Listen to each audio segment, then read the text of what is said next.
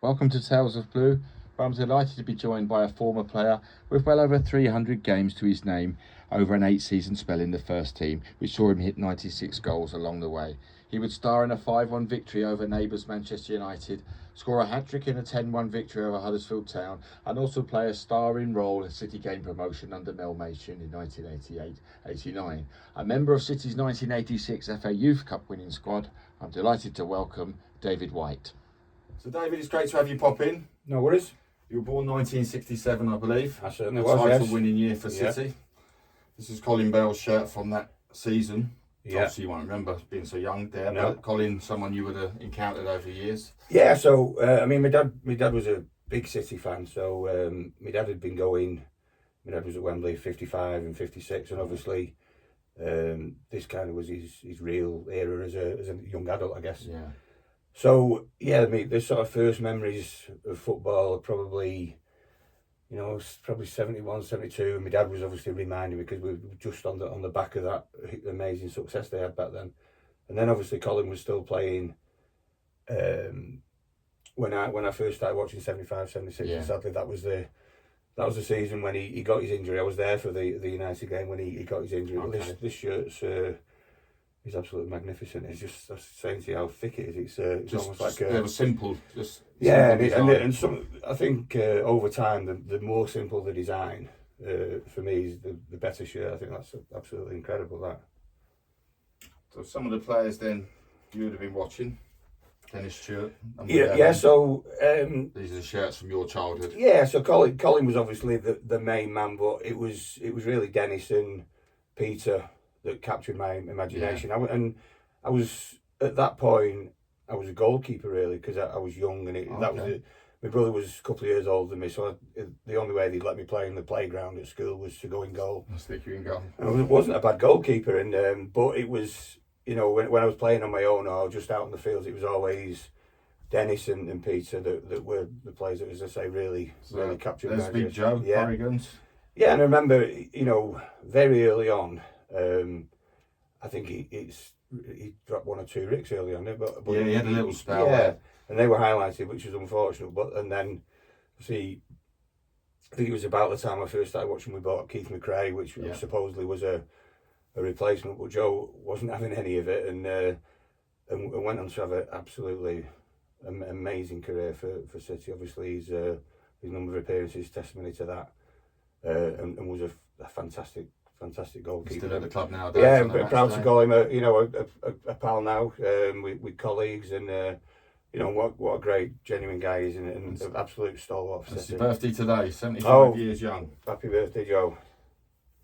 Another shirt from around that era. It was worn over a couple of seasons. City, as we obviously celebrated runners up. Yeah. Back then. So that just screams A's Radford to me. That shirt. I don't know why. Obviously, that's the thing with shirts though for many years. Yeah. That's the player I think of when I look at that shirt. And again, it was a fantastic season. And you look at that period there with Tony Buck. I think it's 8th, 4th, 2nd, something like that. It's possibly the best 3 years, consecutive 3 years the club's ever had. Mm-hmm. And there were some great players. If you look around, obviously we spoke about Joe. You then the centre half Dave Watson, and I think I don't know if Mike probably was still there. Mike Doyle and Boothie's still about. Willie Donaghy. Just good players in every position. Great players, great. And Asa, Colin, Peter, Dennis, Joe Royal and Kiddo, and it was really was a fantastic era for the club, and a great time to sort of be growing up as a fan. So what time did you sort of get first into the club then? I know, am I right in thinking you signed apprenticeship forms around 16th birthday? Yeah, right? So, I was first involved with the club as a kid, unofficially, although every club was doing it. You weren't allowed to sign until you were 14 as an associate schoolboy. I think I was 11 when I first became involved with the junior teams, and then you're kind of on your way and you're connected. And that's going to sort of all go well for you to sign as a schoolboy, which I did at 14. So I think, because I've seen possibly in your book then, David, because the kits were handed down to the junior teams since then. So this kit, definitely. I've got a picture at home of a Sunday team. We had a team called Midas, or Yeah. loads of different names. I've definitely got a picture at home of us wearing that kit on a Sunday. We'd probably be 15 at the time, something like that. So and just being able to do that. We used to play at Cheadle Town, which had a connection with the club, and that's when you really realise this. You've got a chance here, and it was just about progression. And you know, you're a schoolboy, then you've got to make it to be offered your apprenticeship at, which was a YTS actually at 16. So that was the sort of next benchmark. But yeah, it was when you started wearing these kits that you thought, this is the real thing. Happening. Yeah. So you progressed through the youth ranks. Tony Book, Glimpardo are main figures, and obviously you speak a lot to the lads from that era. The sort of good cop, bad cop story you hear. Yes. So not just in football, but in life as well. And it was exactly that. But I think the thing with Tony, I mean, he was really, really hard on us, and I think. Probably my understanding is he'd been probably given a remit by Peter Swales that you're gonna have to get these kids through and get them in the team, and that's almost we won the youth cup, and pretty much then we sold good players. We sold Paul Power and Mark Lillis and Dave Phillips. Or if we'd have kept those players, I don't think. I mean, there was some crazy transfer deals going on at the time, wasn't there? Yeah. David Phillips, who was consistently good for 2 seasons. Yeah, went to and Coventry he went. Harry Suckling, I think it was, came in, and they were great players, but also I just thought, particularly Mark and Paul, were just great mentors. You know, they really, they looked after the young lads. They gave us counsel and advice, and we needed those players to stay. So that first season, after the Youth Cup in the first year, we ended up getting relegated. That wouldn't have happened if we didn't have sold those players. A bit more experience in that definitely, side. I'm sure, yeah. The chairman was certainly wheeling and dealing, I think. Absolutely. So another shirt through the youth team. Have you noticed on this one, David, whether we changed from Saab to Phillips? Right, okay. And rather than produce a new set. Yeah, they've just gone over the top. Done not a bad job, to be fair, haven't they? But that again, that's a kit, and so this was worn in the youth team games before the final. Yes, this was worn in that. And this is a Charlton shirt, is it? Yes. So, style, yeah. So that looking at that shirt, to me, it's Paul Simpson, really. I think is the name that shoots to mind. He came into the team. He played as a 16-year-old, hadn't he? That's right, under John Bond. Yeah, and I've a little story about this shirt. He came into one game. He was a sub because he was a left winger. He was a great left winger. He had a fantastic career, and he was sub in a game.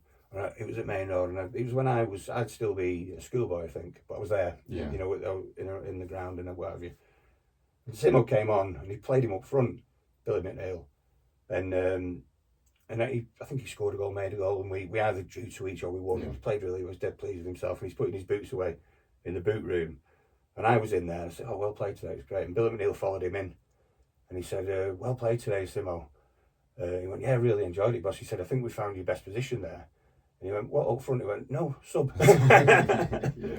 Because he'd gone out on loan to Ireland for a while. Yes, he did. And then came back at the end of that, the 84-85, and was really like. And he had a brilliant career, didn't he? He went to Oxford and Derby, and probably sold a bit prematurely, maybe, Paul Simpson. Yeah, there was a fallout with Mel Machin, maybe he went off. Possibly. I don't know. And there's a lot of players that it happens to a lot of people. Yeah. You know, I mean, Darren Beckford, Earl Barrett, John Beresford is probably the best example of players who went on and had great careers, but maybe wouldn't have done had they stayed where they were. Just never. But the grounding they got at City then would have played. Absolutely, and the sort of legacy from Skip and Glyn for me was not about us winning the FA Youth Cup and the five of us getting in the under-21s. It's more about all those other players that came through that system. Yeah, sure. Steve McCauley, Andy Thackeray, good players. Good players who played a real legacy. 600 games in the league, 700 games in the league, and Warhurst and Sheerans, and you know, maybe didn't make it as they would have liked to at City, but went and had fantastic careers and had all gone through that same system we had. Thinking of John Beresford, it was Mick McCarthy who recommended him to Barnsley. Right. So obviously Mick came from Barnsley to City, and John was being released. Yeah. So the final, I mean, there's some tough games in that Youth Cup run. Arsenal had a good side. The semi-final, 2 legs. But the final, played at Main Road. That was a star. So you're then wearing the first team kit they were using. Number 11. And obviously great memories. The as you said, Arsenal were a great team. And probably to that point, and maybe even to this day, Michael Phillips was Michael Phillips. Thomas. Michael Phillips. I'm seeing Phillips in it. Michael Thomas played left back, which Okay. he never, and so in both legs, and he was a man mountain. I couldn't. Even at that age. I thought, oh my God, this is the toughest game I've ever had in my life. So I felt really disappointed. We managed to get through though on penalties. They were a better team than United. Obviously, we won the final over the two legs. And United were a tough team, but we were always going to win that. And the year before, we'd got beaten at Newcastle. I think in the quarter-final, quite harshly really. There was a couple of not so clever refereeing decisions. Probably that year before, we had a very similar team, other than the lads I mentioned before, Earl Barrett, John Beresford and Darren Beckford were in the team as a part, and probably Stevie Mills and Dave Boyd and one or two. They were the only changes, and probably we were a better team, more suited to win it the first year, but didn't happen, and we came back and won it in the second year, which was great. Your debut comes in this style, West Ham at home, I believe. That was your first goal. Your debut wasn't in this style; it was in that style. Southend. Yeah, so that's Southend away. So I'd subbed for most of the season under Bill McNeil. You'd been to Scotland. So the previous season I'd played at Dundee in a friendly. Then I'd been to the States at the end of the season, played 2 or 3 games over there, and Switzerland. And to be honest, I hadn't done well. I did okay at Dundee, but not in the 2 tours. I got ill in the Switzerland tour actually. So I started the season pretty much as regular 13th man. Yeah. That's how it was. We'd go down to London. You'd take your 11 players that are playing in the team, one sub, and the other guy. Literally, there's a ticket. Go and fight. You go and sit with the fans, and that's how it was. Southend away. Billy McNeil resigned the day before the game. Oh, okay. On the coach, literally as we were driving. I didn't hear a story. He actually got off at. So he was on the coach. Our last pickup was always what's it called? By Knutsford. So as the last people got on the coach, he stood up, announced that he was leaving, that Frizz would be looking after us, and got off the coach, and that was it. And we drove down to Just read Big Billy's book recently. Right. And he looks back on that, says it was a big mistake. Peter Swales warned him it won't be an easy ride with Doug Ellis. And he done, because I've been looking into it quite a lot recently, he done okay. I mean, he really wheeled and dealed in the transfer. He obviously had no money, which I think was a big surprise to him. Again, he got rid of all the remainder of the 81 cup winning team. They were all gone. He bought, I don't know, he must have tried out 7 or 8 strikers. Yeah, I think he needed to be Scottish around. Well, exactly that. I think he bought Mick because he probably thought he was Scottish with his name. So as you touched on, we sold experienced players. Paul Power went, Mark Lewis went. Yeah. We go down that season. Mel Machin then comes in, a change of kit. Yeah. This is the style. That's all right. I don't mind that one, but we're relegated. But Paul Stewart had an unbelievable season. Season, he came in, he'd come the previous season, 86, 87, and done okay. But at that level, at that period, he was brilliant, and we started scoring goals. Between us, I started scoring goals as well. So I'd gone from 1 in 29 in the first season I played, and I don't know, maybe scored 16 this season, which for still a teenager, and probably really quite pleased with that. And obviously the famous 10-1. I was going to say that's the game everyone reminds you of. So I think I'd scored 2 at Swindon. Should have scored hat-trick. I remember my dad coming back saying, "Thought you were going to get 3 there," but and then he kind of said to himself, too early for him to be getting hat-trick for Man City, and I think the next week or the week after, we got the 10 goals, 10-1. Which is still, to my knowledge, the last time anyone's ever done it. Yeah. So the last time any team scored 10, the last time anybody has scored a 10th goal. So it's still, it's still something to cling on to. Going to beat it will probably be this City team. But well, I funnily enough, a few years ago, I randomly just for the Burton game, and I just said to my lad, "Should we go?" It was like late afternoon. Yeah. I rang up, got some tickets, went, and I thought, I was watching it happen in front of me.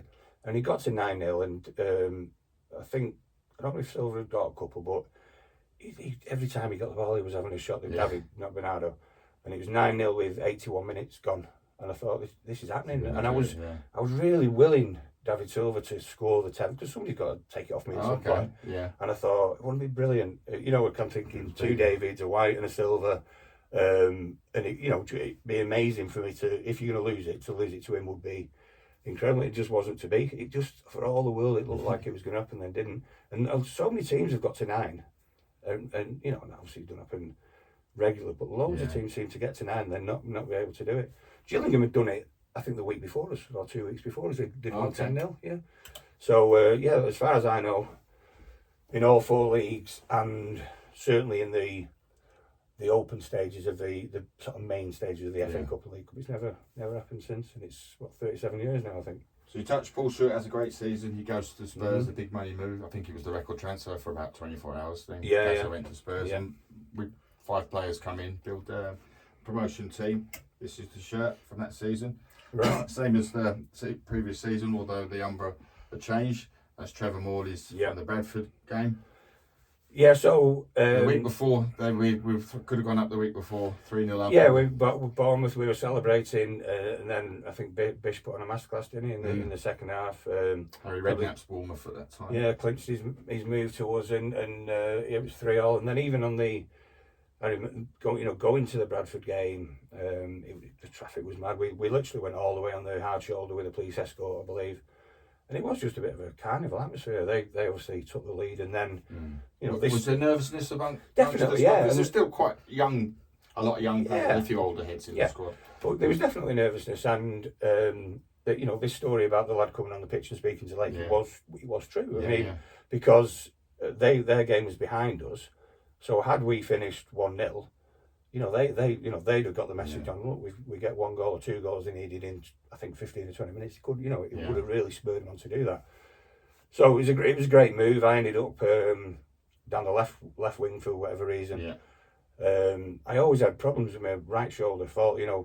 Crossing and forever fall and ended up on my backside. Or because I was always crossing, at the last minute as I could, or as quickly as I could.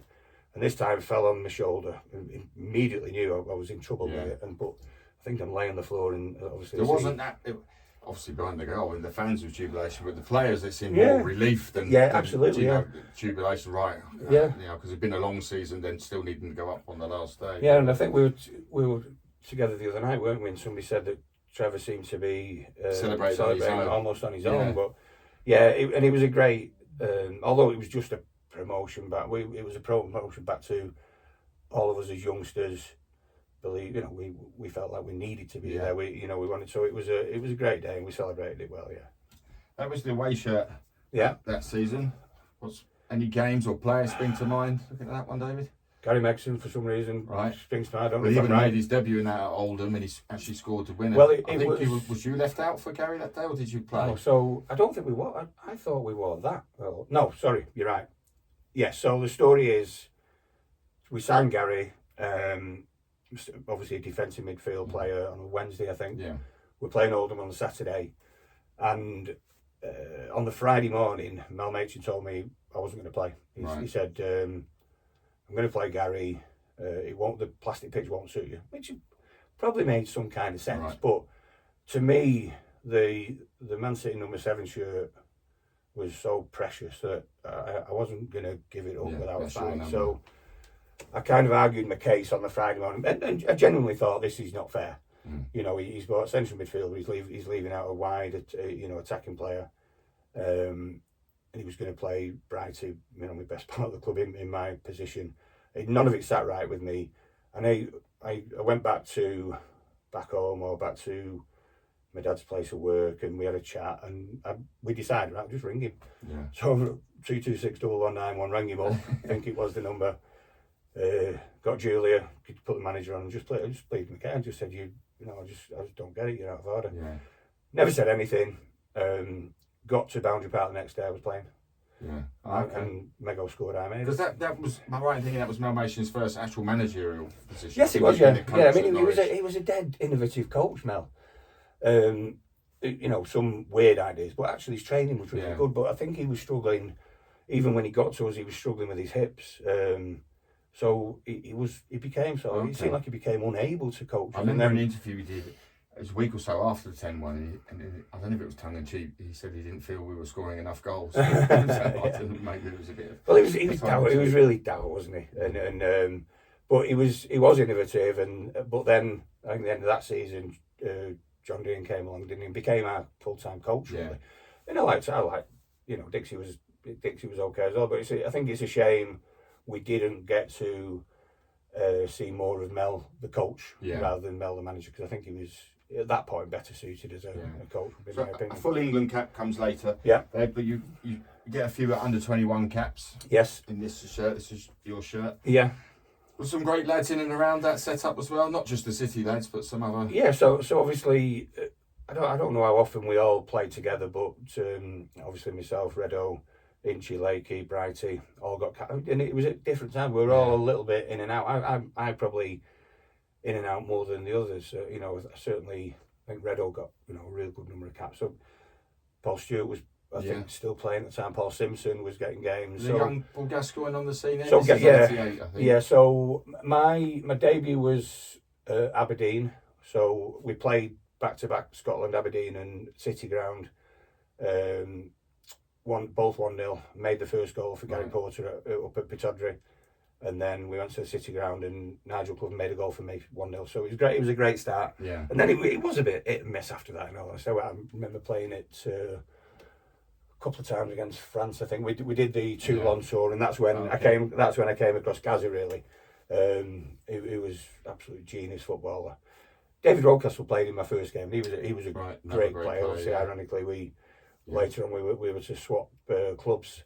But yeah, we went to Toulon. Gazza was the star man, was brilliant, and was he felt like he was forever in mine and Redo's room. Yeah, like he's in here all the time on it, and we've got some pictures and everything, and he's just having a laugh and a joke. But it then transpired he was in everybody's room all the time, and that. I'm sure all the players from that squad say what you just said. Well, exactly that, yeah. And I've read a couple of books where they said he was in my room all the time. I thought, well, he was in our room all the time. So we go up, a new shirt. Great shirt, I like that one. That's your shirt. Yes. So obviously, we start the season at Liverpool, which was a tough fixture then, tough fixture now, obviously, as well. And I didn't play. On the opening day? No. Again, it was David Oldfield had come the season before, I think. Well, yes, he did come in the March. And he gave. I don't remember what happened pre-season. I don't remember not having a good pre-season. I felt like I played every game and played well. And then we went to, and it felt a little bit like I'm going to play my signing. Yeah. He was a centre forward and he played him on the right, and I was devastated because again it's big game opening day. I very rarely didn't play, but that was an occasion where Mel left me out of that game. I think I came straight back in the next game or the game after that. But what score was it? 1-1 each, was it? Or 3-1 Liverpool. Got beat 3-1. Yeah. I came on as sub, but obviously really disappointed, and again just fills you with determination to get that set because we haven't got numbers on the back. You have to fight for that shirt all the time. Well, the 7 was yours. Absolutely. So this shirt, I mean, sure everyone mentions the 5-1. Yes. That season. That's your shirt from that fixture. Yeah. A good afternoon. It was a great day. I kind of have mixed feelings about it a little bit because it still does feel to me like a false dawn because a few weeks later, I don't know in that shirt or in the away shirt, we got beat 6-0 at Derby. Yeah. The manager lost his job. I remember him ringing me up to tell me that he was leaving, which I thought was a pretty class touch, to be honest with you. Yeah. He tracked me down. I was actually at my ex-wife's parents at the time, and it was a Sunday afternoon, and I thought, fair play to finding me and getting hold of me and making the call, and he obviously must have made probably 15-20 of those calls. So he didn't get long, Mel, really, did he? That was around October time, I think, wasn't it? So... Yeah, it was, and it was a turning point for the club, though. Mel going and obviously Howard coming in. It was different class. So earlier around October time that season, we get off the coach and we got off the coach. Went into what we believe was the away team changing room to just see a yellow, and all walked straight back out thinking we've got the wrong change. That was the first time the players saw this kid. Yeah, never. We had absolutely no idea. And we literally did. Watching, and we obviously that didn't even make sense because it would be there away kit, the yellow kit. Yeah. But that was the first reaction was, we're in the wrong room. And walk back out. No, that's got brother on it. He's got Man City on it. And we got done. It was a 4-0 game, yeah. And it's when they've got the collage of fans behind there. Yeah. Yes. Yeah. so it was all a bit Oh weird. no, that's a bit later. Was that later, that one? sorry, Right, yeah. okay. Yeah, so it was all a bit weird, and it's no idea where it came from. I'm sure you will do. Yeah. It was. Well, it was never seen again since. No, Was it? It was and given away to one of director Freddie Pye's nephews who used it throughout the 90s. It was all gotcha. in Manchester League, so Right, it's quite holy grail now, City shirts. Oh, definitely, but, yeah. So Yeah, I mean, style-wise, I don't mind. It's just the colour, isn't it? But yeah, it's a bit more like Oxford. Yes, of that time. But also that season, this one appeared. Yes. And it came 1992 with the collar. Do you remember this one? With a different collar? I don't, to be honest with you, no. I mean, I've now just seeing them, I thought, right. Oh, so this was 89-90. That came for 2 seasons after. So I only wore it 5 times. So where do we wear that then? Luton, Sheffield Wednesday, Millwall, Spurs. Right. Yeah, QPR. Right. So yeah, so a lot of players like don't recall that one. No, so I don't. The collar was obviously the same as the. Right, gotcha. Yeah. That was worn 89, 90 as well, wasn't it? That was to beat Clive Allen at Chelsea. The volley. Yeah, the volley. Yeah, absolutely. Yeah. That one. No, I do like that. It's good, but it's come out of the blue a little bit to me, that one, if I'm honest. But it's nice. Good. So Mel goes, Howard comes in, a lot of changes, players coming and going. So this keeper comes in, Tony Coton. Yes. What do you remember? A TC. Brilliant goalkeeper. You know, he was larger than life. No, I wouldn't say larger than life. Probably less so. Where he kind of had a reputation, if you like. I think it's part of the Birmingham Six and all that, and so you maybe a little bit of trepidation. You don't know. You know, you're getting a strong character, but nicest guy in the world, and what a brilliant goalkeeper. He was, he was right up there. You know, even when you talk about, you know, I think it's reasonable to talk about him in Joe's class. Obviously, in terms of things won and longevity, Joe would have to win the argument. But what a great guy, and you know, a brilliant goalkeeper. I don't care for these, you know, goalkeeper shirts with. This is a keeper style, isn't it? Yeah, that's the one that I want to see, that in green or yellow. But no, Tony, great cut. And I always kind of, when I played for England, we talk about it, and I missed a chance early on, and people were asking me then, what you've missed this chance? I said, well, no, we saved it, and I know I can score goals, and I always used to say, I score goals against Tony Coton every single day of my life without any problems, and he's one of the best goalkeepers in the world. Scoring goals got that England call, that wasn't it? Well, yeah, exactly. So that's not my concern was, can I get myself in a situation where I've got a chance to score a goal? Yeah. I did that in the first couple of minutes of that game, and I missed it. It's just one of those things. Well, talking of scoring goals, I'm sure this kit. So that's a Villa kit, yeah. That's 1991. Only one season it was used. Yes. That style. One we wore that night at Villa Park. Yeah. You hit 4. This is the 10. Yes. I love the kit as a starting point. It's brilliant. We used to have this. Told the story the other day where, whenever we went away, we seemed to be limited on shorts. The shorts were always smaller for the away. It didn't work out. So we used to have to fight. There was 2 or 3 bigger pairs of shorts, and we used to have to fight over them. And then, so I took to go into the ground earlier when they used to put the kit out, and then nick a pair of shorts then just to make sure I've got some. But if you look at a lot of those Villa games, and you look at Steve Redmond, for example, he's had to cut the side of his shorts up. That was just it was just a brilliant night. It was a rearranged fixture. My dad hadn't made the game, and I always say, kind of, my dad, you know, it was an extra layer of pressure for me. Sure. My dad being at a game. No, it just I could relax a little bit more. And everything went perfect that night. I mean, we good football for the first goal. Mark Brennan involved. I think Quinny's involved in a left foot shot. Second one was pretty route one. Yeah. And Andy Coleman had been marking me. Paul McGrath was playing in midfield. Okay. And after the second goal, Venglos swapped him around, put Paul McGrath back. Right, okay. So then we had probably 60, 70 minutes where I'm being marked by one of the best centre-halves in the world. Still playing well. Still managed to get out on the left, on the right, to cross for Mark Brennan for the third goal. And then as they're chasing again, they put, because they score, David Platt scores, I think, doesn't he? Penalty, is it? Platt? Sure it is. I think so, yeah. Yeah, I think Redder handballs it, doesn't I'm thinking of the 89-90 season, the 2-1 game with Platty. Yeah, we really, yeah. So, anyway, they 3-1 and they put Palm Grab back up to try and chase the game. And I get the two. So Andy Coleman's marking me again. So all 4 goals, Andy Coleman's marking me. Okay. And yet, I think in my book, Reedy says he was being marked by Paul McGrath, one of the best centre halves in the world that day, and he gets 4 goals. He was never anywhere near me when I got my goals, but it was just a perfect day.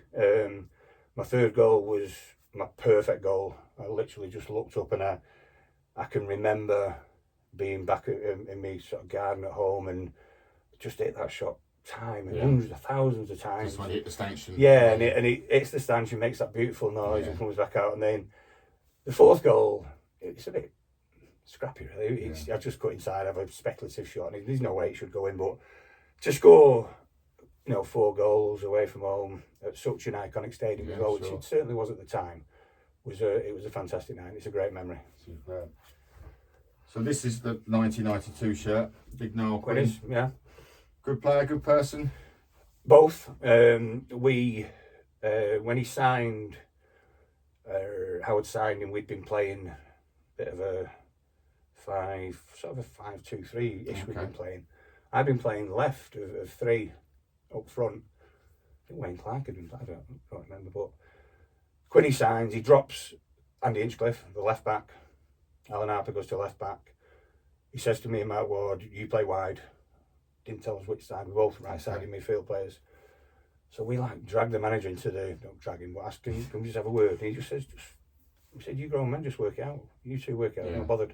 So that gives you confidence. Yeah, it does. Especially from someone of Kendall's standing. Yes, absolutely. So, but I'm thinking, if I say I'll play on the left now, that's me stuck on the left. And I'd already been playing on the left. I'm not struggling, but not doing great. Fortunately, Wardy says, I'll do it, I'll go on the left. And it was brilliant. Looked up, 15, 20 minutes into the game, whatever it was, but a speculative crossing, no idea, and then suddenly 12 yards out, he's buried it in the goal, and that's what it was like. He was brilliant. But he's good with his feet. Brilliant with his feet. Didn't get the credit. Yeah, he was great with his feet. In the 2-touch games, he'd always be right up there, but fantastic in the air with it. He never had to jump. He just held people off, which gave him the ability to pick a pass with his head. And I used to, when I was playing up front with him, I kind of got to a point where, you know what I'm going to do? I'm just going to go and mark the centre half. So if you're the centre half, I'd go and stand on you, because I thought, wherever the ball goes, I'm going to beat this person to it. Whereas if I go and try and find some space, he might still have a chance. And I just thought, so that's what I used to do. I just get right on the centre half. Quinny, he'd see the space, and we got early on. I made a load of goals for him, and then latterly when I was playing up front, he made a load of goals for me. And as you say, great character, great around the dressing room and on socials and stuff like that. Really strong character, but more importantly, a great footballer. So the Premier League comes. I believe you're involved in the shoot, David. Was you? Nobody did the different kits, the different teams. Did you go down to London for that? I think there were 2 things. So when they did the one where there was players from all, I think Brighty went and did that, and then I did TC. It was Reedy, definitely Reedy. Remember, there's one with Reedy doing a team tour. So in on that team tour was Tony Coton, me, and Steve McMahon. So I did that one. Then the rest were just actors. So we did that one, and then obviously the first game, I'd scored in that kit, City's last ever in the maroon kit. Sorry. Lost the first. Oldham. So I scored hat-trick at Oldham. So I scored City's last ever football league goal as the top league. And then obviously QPR, and then I got the first in the Premier League as well. Remember the Monday night game, obviously? I mean, the ball's being parachuted in, there's girls dancing on the pitch, and singers at half-time or before. A whole new ball game, they called it. What did you think from a player's point of view? Because it was you went to football, you got changed, and you came out. Exactly that. We as far as we were concerned, we were the same teammates playing in. No, it's not the same kit. We used to get new kits. Black Lane had been knocked down. That was a big. That was the biggest difference. Because a lot of the razzmatazz we didn't see really. Lakey was coming back, which was obviously sort of really important moment for us. But other than that, it just felt business as usual. And obviously, in that first year, which seems ridiculous now, they hadn't thought, let's put the names on the shirts, because obviously every other being a new brand, and you'd have thought they'd do that, but that didn't happen until the year after. So. But it was, it was a good season. We all the way through, we should have been fifth. We were fifth. Yeah. Middle of April, we were still fifth, and we'd finished fifth twice running. And then it all fell apart for whatever. One of my favourite games, 1990, was the Liverpool midweek home game, where you got a couple one off the bar. That's the season before, isn't it? Was that the season before? Yeah, I think that's 91, 92, I'm sure it is. Because that Liverpool game was the first home game, wasn't it? Yes, that's right. Yeah, we were at Coventry. Yes, yeah. So yeah, I'd scored two in the. It was 2-1 at home and scored in both, and then we went to Anfield 2 apiece. I got 2. Brilliant atmosphere at Mango that night. It was absolutely electric. I've never seen. The night was just perfect. It was never seen the place looking so bright. It was incredible, and the kits to me around this area just started to get better and better. Yeah, and particularly some of the second and third kits I thought were really starting to be the business. So we struggled under Peter Reid for a little while. I think John Maddox came in, and there was a bit of friction. Reid goes, Brian Horton comes in, which proves to be your last season. Yeah. Dave. So that was the shirt that season. So that you'd only got a few games with your name on the shirt. I think. So this guy plays a part in. Yes. So in reality, it all started the previous season. As I say, we were still fifth, heading for fifth. And the Tottenham defeat in the cup was a big event. Yes, I think there was just a bit of hope that we're going to go to Wembley, and then it was a real, real tough one to take for the fans, the players, and that's where the fans seem to turn. Yeah. And again, those, even with the 9th that season, 5th, 9th, there's only 3 better 3 years in the club's history than that. Those three, obviously at that stage, but those 3 years were the 4th best 3 years the club had ever had since 1894. Yeah. So it seems mad to want to rip it all up, but that's how it was, and it just seems to be the fans are getting disgruntled. We did this trip to Japan, which seems stupid now. It just felt. We did it mid-season. We played 2 games. That was in between two fixtures as well. We came back on I think I'm feeling we played Wimbledon. So Wimbledon and Southampton. I think, and we came back and beat Southampton. I scored. But we'd played 2 games. Flew back on the Thursday. So landed on the Thursday. Drove to Southampton on the Friday. Managed to beat them 1-0. I got a goal, and then I don't think we won again. And it just, in all honesty, that I believe Spurs were supposed to be going. And then they beat us, so somebody had told me that. But it just felt like an end of season tour. Yeah. So it felt like we're on the beach. So even when we were out, I can remember going out with a few beers, and it just did. If you're at home, you wouldn't be doing that. Yeah. It just had that end of season look, and then we couldn't buy a win, but we still should have finished 6th, and we got beat against Everton. I think there was another. The second to last game was a game we should have easily won. I think we drew. Yeah. And then Everton absolutely battered us last game of the season. They found the Margaretson game, and we ended up to half time. And it was just one of them where. So you could sense it was coming. I could feel it coming out, and the play started to feel toxic. It really, really did. And I obviously had 12 months before I'd been playing for England and scoring a lot of goals. My ankle was bothering me, but I didn't realise how bad it was. And then, we started the new season. A couple of things happened. We went to Holland, and a couple of things happened where I felt the manager had been undermined a little bit. Right. Where we'd misbehaved a little bit one night, and as a group, and he actually dealt with it brilliantly. In the end, he dealt with it like a manager should. It wasn't his fault, and he dealt with it. But that seemed to be held against him. And as you say, John Maddox came in, started talking about players that, in a way that I think the writing was on the wall when he came in. And then, obviously, we appointed 1 point out of 4 games. Some tough games. Blackburn, I think Spurs. Yeah. So they weren't games we'd automatically expect to win. And then John Maddox promising some world-beater manager, and it all seemed a little bit anticlimactic when Brian Horton turned up and started talking about this is a 4 or 5 year project, and I was thinking, well, no, just Well, the nucleus of the squad was there, maybe. Brilliant, wasn't it? great players, and just put your arms around us, get us playing again. Because the last, 6 months ago, we were fifth in the best league in the well, probably not at that point the best league in the world, but in a really top world. So it was a wrench to leave, Dave, but it was probably the right time for you. But the thing was, at the time, it just felt like I had to do it. And in hindsight, my ankle was so bad, I had no idea. I left having scored 96 goals. Yeah. And it seems madness to me now. Madness to that I didn't get 100 goals for City, and I could think of myself in this. 96 is not too shabby. I know, but hundreds a lot better. So you go on for Leeds, Sheffield United and stuff, and I know you struggled a lot with your ankle. Yeah. Time comes and you come back to being a City fan. Mm-hmm. So obviously we've been a little bit spoilt the last few years from some of the players, like this fella.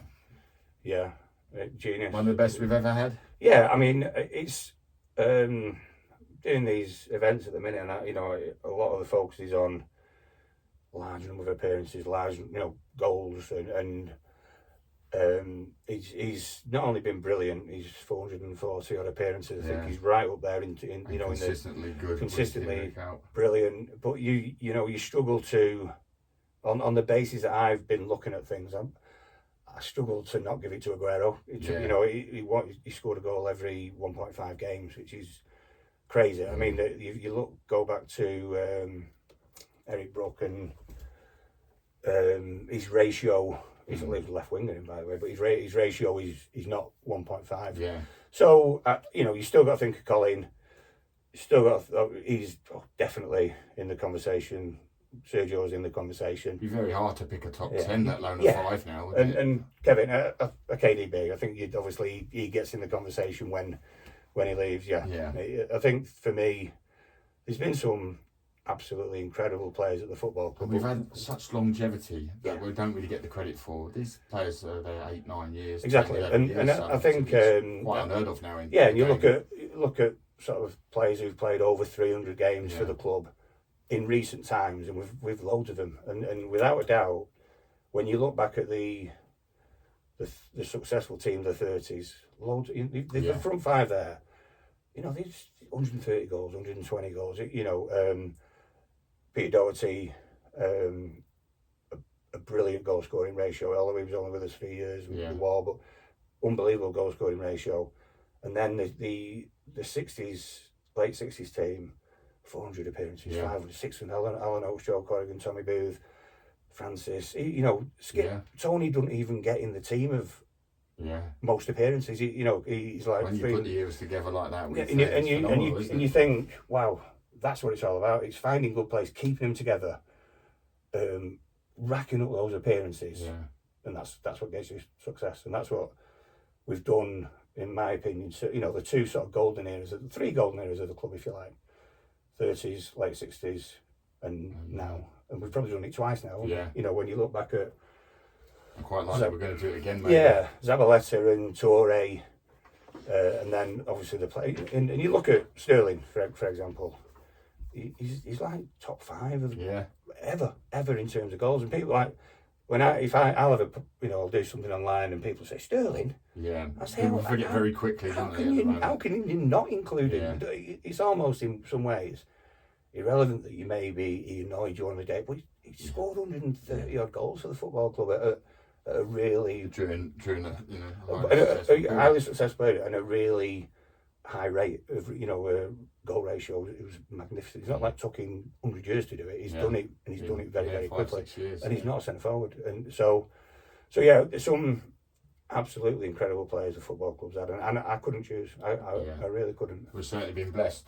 So David, going to ask you a few questions. You may hate me for them. No problem. The first ones are from your debut season, so that's only 37 years ago. So, who was the opposition goalkeeper when you scored your first senior City goal? So it was West Ham. I don't know, Phil Parks. Phil Parks. Yeah, all right. Which future City teammate was in the West Ham starting lineup that day? Mark Ward, I guess. Mark Ward. Name the 2 other FA Youth Cup winners to make a City debut during the 86-87 season. Ian Scott. Malt went Scott. So we were right. still first division then. Same season your debut? Lakey. Lakey at Wimbledon away. So Redo's already In played. that's the actual yeah. shirt. Oh right, cool, yeah. He made the debut in, which was then you would have worn as well. Yeah, that yeah, season. yeah. So Lakey's, Redo's already played. Mouldy's already played. Brighty. Right, well, on the opening day, also against Wimbledon. So which City player made a second debut for the club that season? Peter Barnes. Peter Barnes. So which 4 players appeared for City for a final time on the last day of the season defeat at West Ham, which confirmed relegation? Well, Mick was one. Mick. Matt Lillis? No. Oh, right. He'd gone the season before. Oh, of course he had, yeah. Stewie? No. Struggling with this one. So Clive Wilson. Clive Wilson, because we sold him to Chelsea. Yeah. Paul with the money. Yes. And then Chelsea loaned him back to us for the rest of the season. Andy May. Right. And Kevin Langley. Oh, wow, Kevin Langley. So these ones are from your final City season. So this is only 30 years ago. 93, 94. So during your final City appearance at Blackburn Rovers on the 18th of December 93, which other player appeared in City colours for a final time in that match? This is an awful one. He didn't play that often. Groenendijk. No, it was Mike Quigley. Oh, right, yeah. So I don't know if you got that one. No. So again, which side did you score your final City goal? Right, so I only got 3 that season, so it is either Chelsea, Liverpool or Reading. Ooh. Is that right? It's one of them 3, yeah? It was a League Cup goal. Chelsea. Yeah. 26th of the 10th, 93. Yeah. So that kills the other one. Previously to the League Cup strike against Chelsea, which other side did you score a League Cup goal against? Reading, home, 1-1. Let's go back to the Chelsea game. Which future England manager was in the Chelsea lineup that evening? Glenn Hoddle. Yeah. So name 3 players who made a City debut and a final City appearance during the 93-94 campaign. 93-94. Yeah, so they made a debut and have also appeared. I'm going to go Groenendijk again. Groenendijk. So where are we on tour there? Rick Alden? No. One was a lone striker. So, sure. Carl Schack. Yeah. And well there. Yeah.